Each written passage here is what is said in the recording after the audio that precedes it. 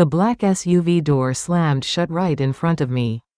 The winter air, mixed with disinfectant and candle scent, cut across my neck. And only my footsteps stayed on the wet pavement. They said there's no place for a daughter-in-law. That one line made my chest drop. I endured. I felt painfully alone. And the tiny recorder in my hand trembled with heat. But I will not cry. I will face this with records, with facts. Why that door closed on me that day I'll tell you now. You're listening to Silver Story Tree, where the voices of life's late chapters gently bloom again. Subscribe, like, and turn on the bell to hear more heartfelt stories that grow with time. Every time the funeral home door opened, the smell of disinfectant mixed with incense and coffee swept through the air. Low sobs from down the hallway, and the sound of water boiling in the coffee pot echoed in my ears. I sat in front of the portrait, gazing at my husband's face. We had spent 40 years together. All those long years were now contained within this small frame. My mother-in-law, Mrs. O. Manju, walked toward me in her mourning clothes. Her 88-year-old back was bent, but her voice remained clear. She brushed past my shoulder and threw out a single sentence.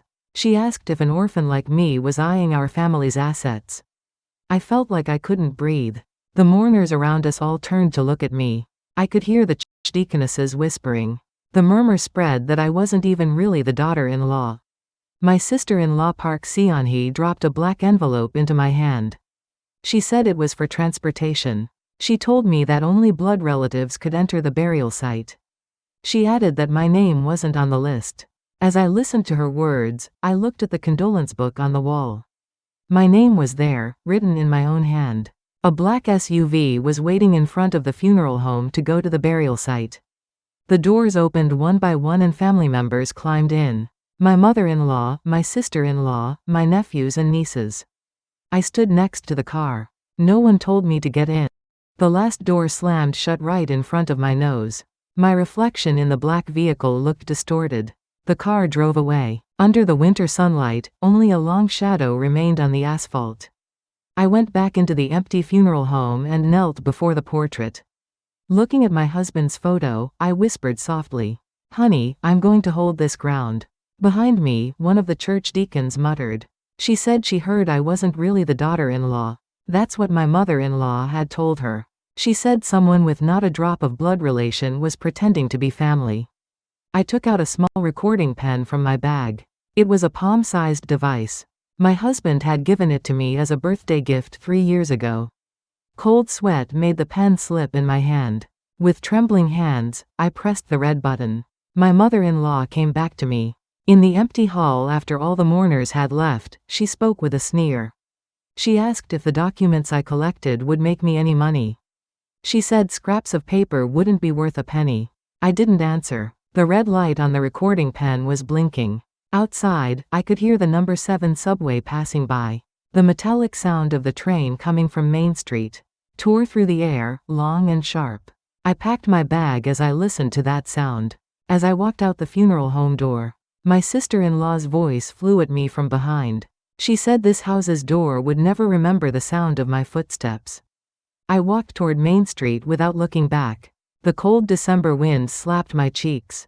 The recording pen in my hand was still blinking red. I put the small device in my pocket and headed to the bus stop. That night, I returned to my studio apartment and opened the window. I could see the streets of Flushing below. Neon signs and car lights flickered chaotically. I sat at my desk and took out a few documents from my bag. A marriage certificate and property registration records. My husband's voice echoed in my ears. What he had said in this country, records speak. I slowly unfolded the documents. My name was clearly written there. My studio apartment at the end of Main Street was small, but it was enough for me. When morning sunlight came through the window, the machines on my desk sparkled silver. My A3 scanner made a whirring sound as it pulled in an old photograph. It was the moment a 60-year-old black and white photo became a digital file. I had been doing this work for 20 years, organizing and storing things people couldn't throw away. Letters, photos, contracts, diaries. To some, they were useless scraps of paper. But to me, they were records containing a person's entire life. On my desk sat a barcode labeler and external hard drives. I checked today's work list on my computer.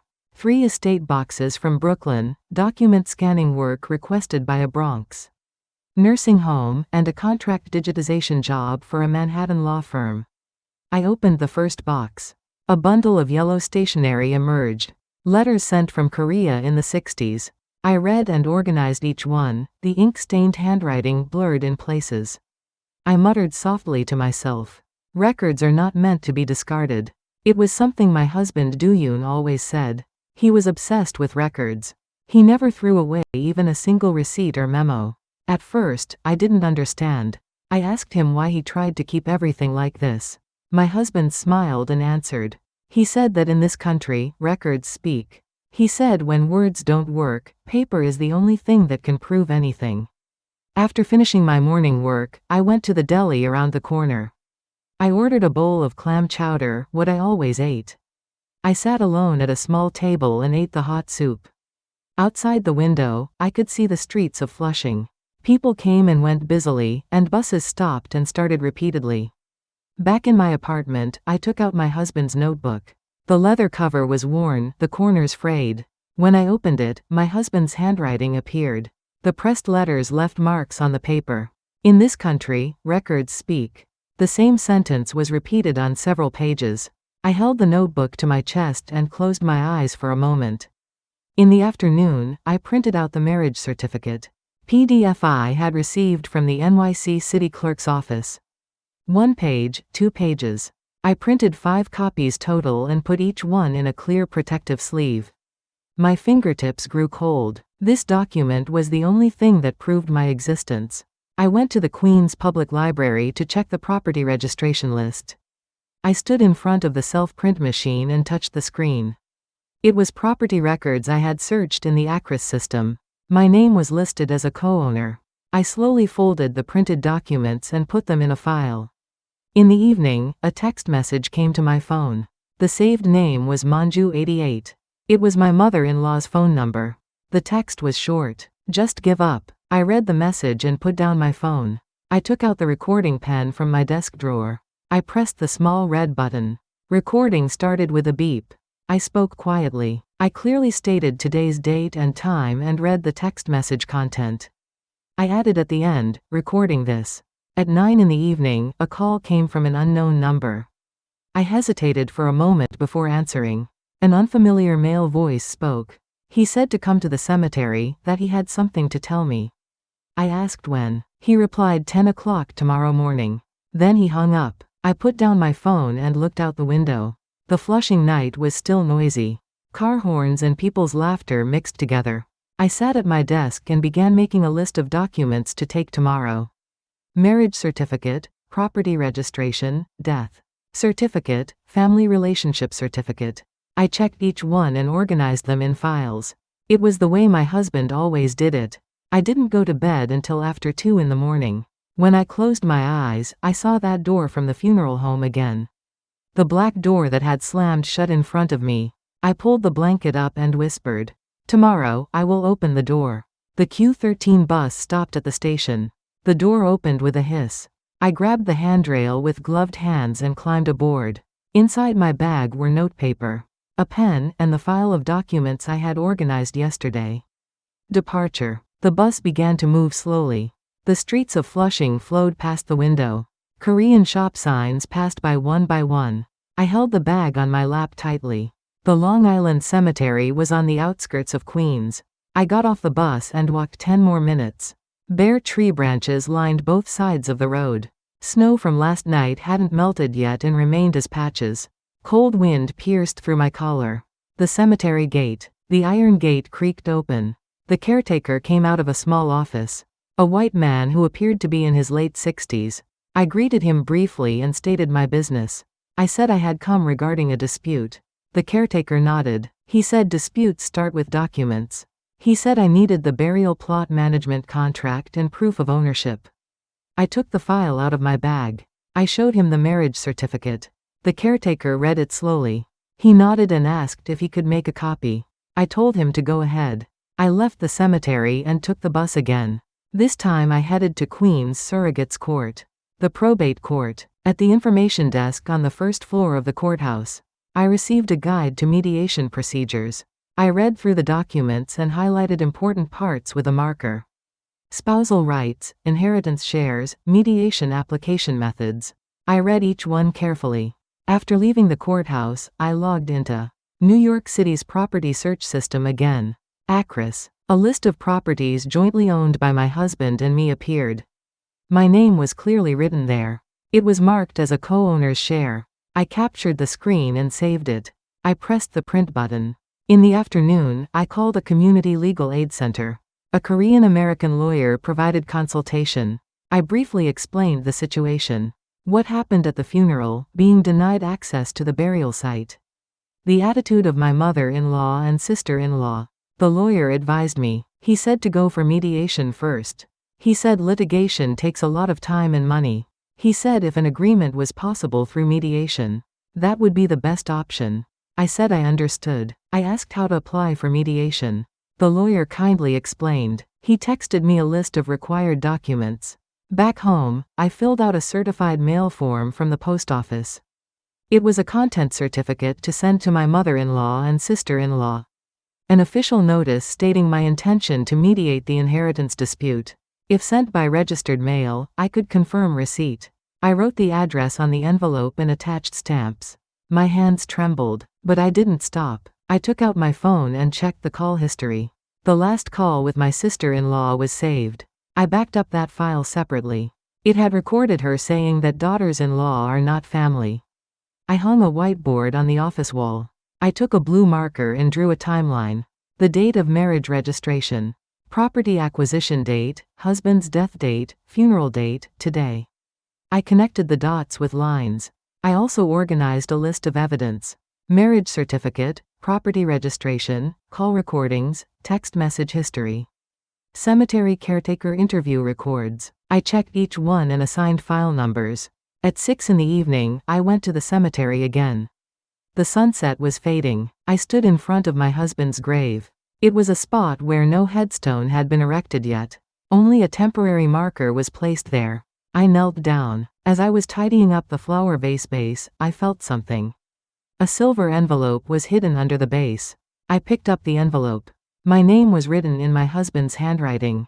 It just said Mijong. My hands trembled. I put the envelope in my bag without opening it. I decided to check it when I got home. As I was leaving the cemetery, someone called me from behind. I turned around to see an unfamiliar man standing there. It was the voice that had called yesterday. I looked at him quietly. He took a step closer. I returned home and placed the silver envelope on my desk. After staring at it for a while, I slowly tore it open. Inside was a USB drive and a folded note. I unfolded the note. It was my husband's handwriting. Just a few short sentences. Mijong, trust the records. Duyun, that was all. I held the USB in my hand and sat for a long time. What had my husband left behind? Why had he hidden it at the cemetery? Questions swirled in my head. I turned on my laptop and plugged in the USB. A file list appeared. 6 audio files, 12 scanned documents, and a few photos. I played the first audio file. My husband's voice flowed out. A low, clear voice. Mijong, if you're listening to this, I must be gone. I stopped breathing. Tears welled up in my eyes. I never expected to hear my husband's voice again. Mother has been very anxious lately. Your eldest brother-in-law's business failed and creditors are calling. I'm worried that anxiety will turn toward you. The voice continued. My husband calmly explained why my mother-in-law was anxious, how the eldest son's business failure had affected the family. I'm afraid you'll get hurt. That's why I'm leaving this. I opened the second file. It was a scanned document. A draft will. It hadn't been notarized, but my husband's signature was there. Spousal protection clauses were specified. It confirmed that I was a co-owner of all assets. The third file was property registration documents. It looked like my husband had scanned them himself. My name was marked with a highlighter. The co-ownership share was clearly shown. I played the fourth audio file. Your share is in the registry. No one can take that away from you. Don't cry, Mijong. The records you've kept will protect you. I buried my face on the desk and cried. I couldn't believe my husband had prepared all this.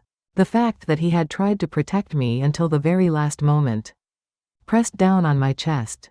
After crying for a while, I began organizing the files. I created new folders: marriage, death, family relations, property, recordings. I categorized files by category. It was the way my husband always did it. A message came to my phone. It was from my nephew Min Jae. He was a kid who normally never contacted me. "Auntie, I have a question."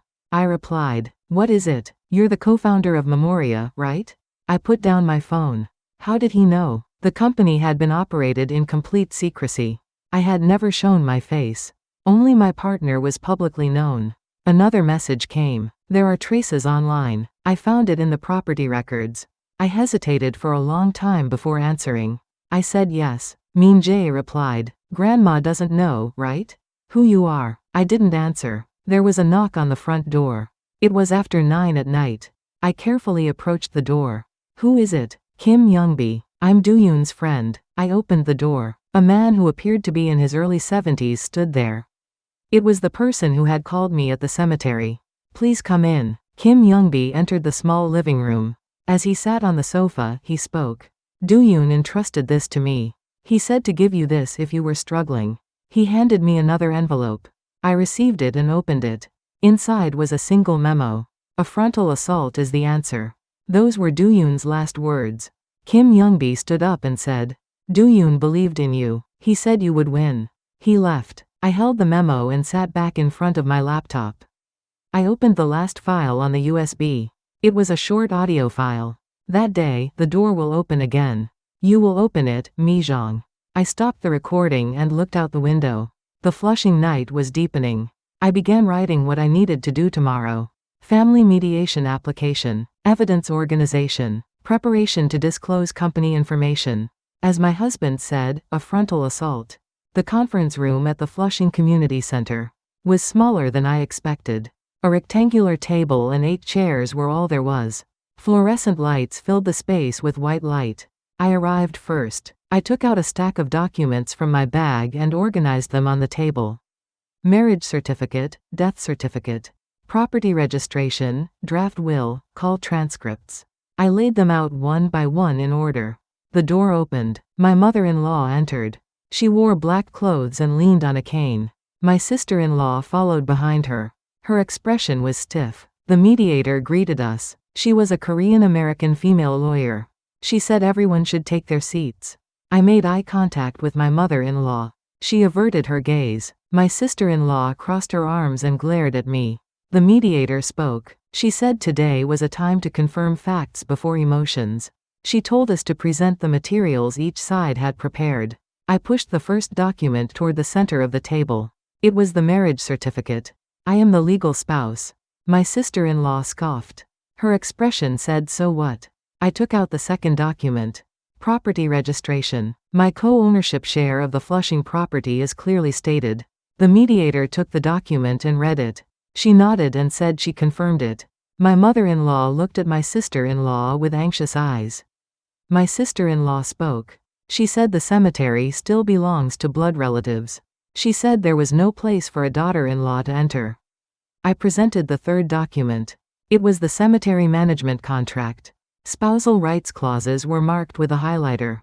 According to New York state law, spouses have equal rights. My sister-in-law's face turned red. She bit her lip. I took out my phone. I pressed the speaker button. My sister-in-law's voice, saying daughters-in-law are not family, echoed through the conference room. It was from the phone call the day after the funeral. Silence fell. My mother-in-law's hands trembled. The knuckles gripping her cane turned white. My sister-in-law protested. She asked why I had recorded. She said it was cowardly. I answered quietly, "Recording is not cowardice. It's a way to protect the truth." The mediator intervened. She said to refrain from emotional responses. She said, "Let's just confirm the facts." My mother-in-law spoke in a trembling voice.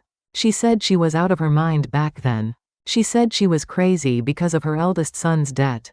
I looked at my mother-in-law. Tears were welling up in her eyes. The hatred must stop now. Let's proceed with the proper procedures.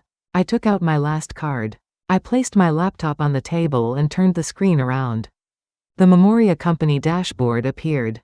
Red dots were marked on a national map. Locations of warehouses and scanning centers. Quarterly sales graphs showed upward curves. A list of contracts with major hospitals, museums, and law firms scrolled by. My sister-in-law stopped breathing. She stared at the screen intently. I spoke calmly. You need to know who I am now. I am the Chief Archiving Officer of Memoria. I'm a co-founder. It was a company with annual revenues in the tens of millions of dollars. A business specializing in digital archives and a state organization. A business I had built over 20 years. My mother-in-law's mouth fell open. She seemed unable to speak. I turned off the screen and added, "But right now, in this place, I am not a businesswoman. I am speaking as family." The conference room became quiet. Only the sound of fluorescent lights hummed softly. A flash went off through the door crack. Min Jae was standing in the hallway. He was holding his phone. He approached me and whispered, "Auntie, before the online article comes out, let's settle this first. It's better to finish with mediation." I nodded. Min Jae closed the door and left. The mediator spoke. She said she would give both sides time to talk. She said she would come back in 30 minutes and left the room. Only the three of us remained in the conference room. Me, my mother-in-law, and my sister-in-law. My mother-in-law spoke first. Her hands were still trembling. The veins on my mother-in-law's hands stood out prominently. Hands that had lived 88 years. Those hands fumbled on the table. Your brother-in-law failed. His business completely collapsed. Her voice cracked. My mother-in-law continued slowly. Collection calls came every day. Dawn, night. Every time I heard knocking at the door, my heart sank. I listened quietly. I didn't interrupt. What I said about you being an orphan is inexcusable. I know. But back then, I thought you were after the assets. I was afraid the creditors would take something through you. My sister-in-law lowered her head. She was biting her lip. My mother-in-law continued. I spoke harshly about you being an orphan daughter-in-law. I thought you were weak. I thought if I did that, you would give up quickly. The wall clock's second hand ticked loudly. Tick, tick, tick. Only that sound echoed through the conference room. I took out the USB from my bag. I plugged it into my laptop and played my husband's audio file. "Mijong, you are the record of our family." My husband's voice flowed through the conference room. My mother-in-law closed her eyes. Tears ran down her wrinkled cheeks. "Dooyoon." My mother-in-law called her son's name in a trembling voice. The voice continued. "Mother will be anxious. But please tell her to trust Mijong. Tell her that person will protect our family." I closed the laptop. My hands trembled. Every time I heard my husband's voice, my heart crumbled. "Honey, I did what you said. I lived by records." I spoke in a whisper. My mother-in-law covered her face with both hands. Her shoulders shook. My sister-in-law raised her head. Her eyes were bloodshot red. "Sister, I was terribly wrong too. I thought only blood relatives were family. I didn't know you had prepared and endured this much." I looked at both of them alternately. The anger had already cooled. What remained was exhaustion and regret. I stated my demands. Please agree to the legal procedures. Let's clarify inheritance shares and cemetery management rights. And I want a written apology. We'll keep it on record. My mother-in-law nodded. Yes, we should. She said let's open the door again. Winter sunlight came through the window. Light slipped between the bare branches of the elm tree. The conference room seemed a little warmer. My phone rang. It was Kim Youngbi. I answered. He said there was one more file Dooyoon left. He said it was being kept in the safe in my office. I asked what file. Kim Youngbi answered. A final letter. Written to you. I said I understood and hung up. My mother-in-law asked what it was about. There's more that my husband left. A letter. My mother-in-law said. He tried to protect you until the very end.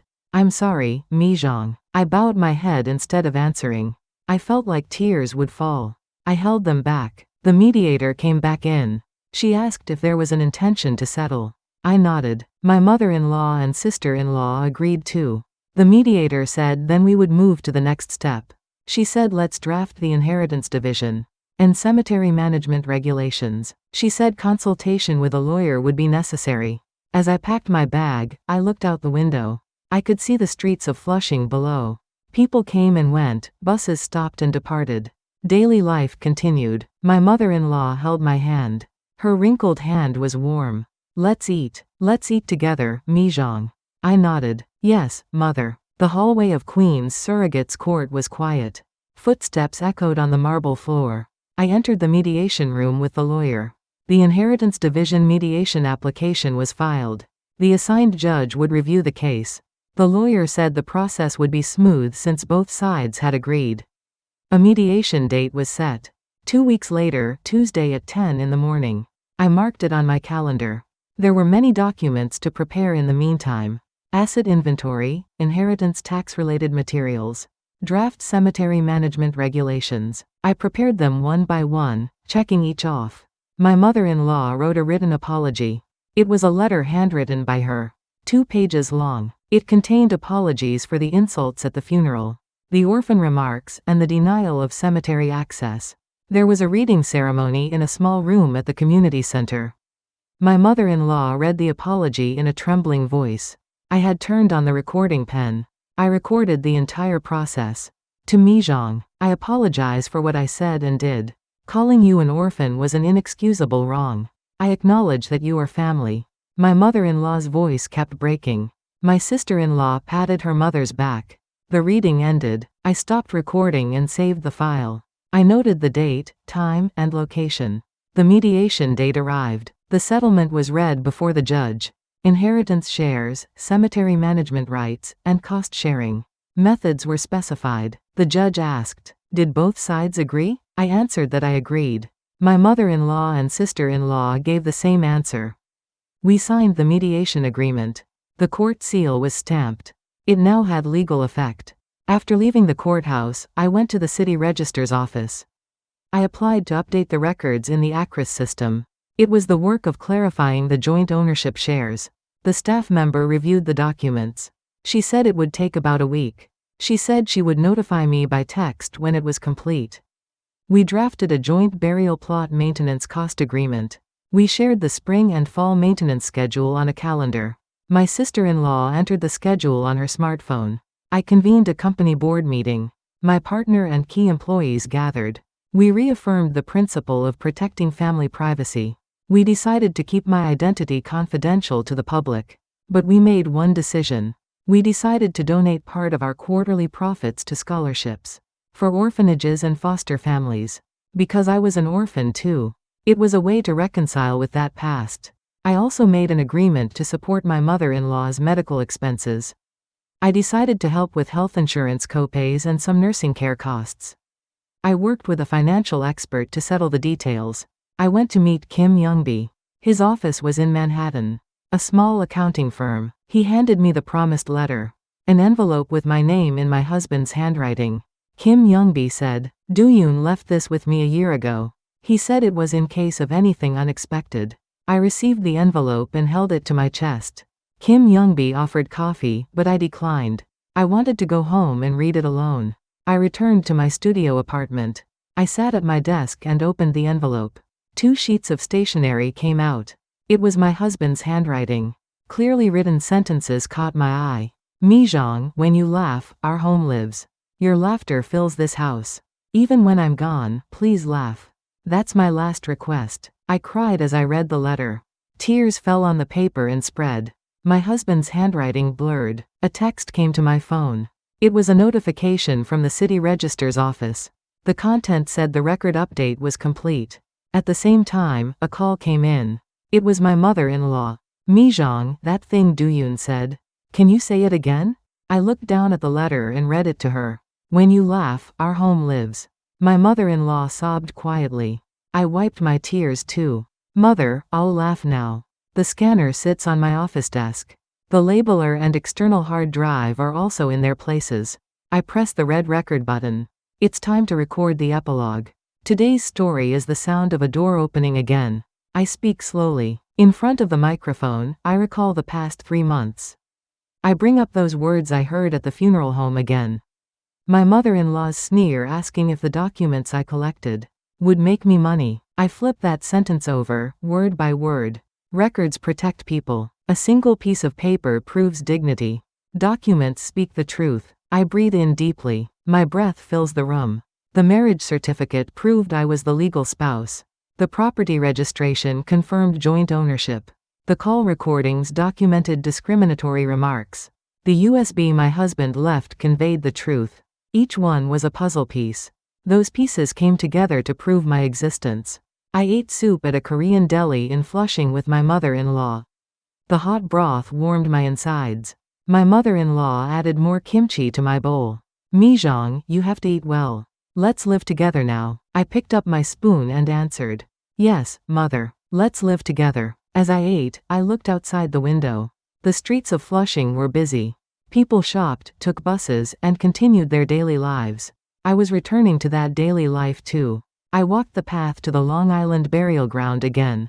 This time I was with my mother-in-law. The cemetery gate opened with a click. Footsteps rang calmly on the gravel path. I stood before my husband's grave. A new headstone had been erected. His name, dates of birth and death, and a short phrase were engraved. "A person who records." My mother-in-law placed flowers. I also offered a bouquet of chrysanthemums. The two of us knelt side by side. "Honey, I did what you said. I won with records." The wind blew. The elm tree branches swayed. Winter sunlight reflected off the headstone, dazzling. Now this house remembers the sound of my footsteps. That day at the funeral home, I was expelled and the door closed in front of me. But now it's different. The door has opened. I opened it with my own hands. The draft will, call recordings, property registration. What started as doubts became evidence.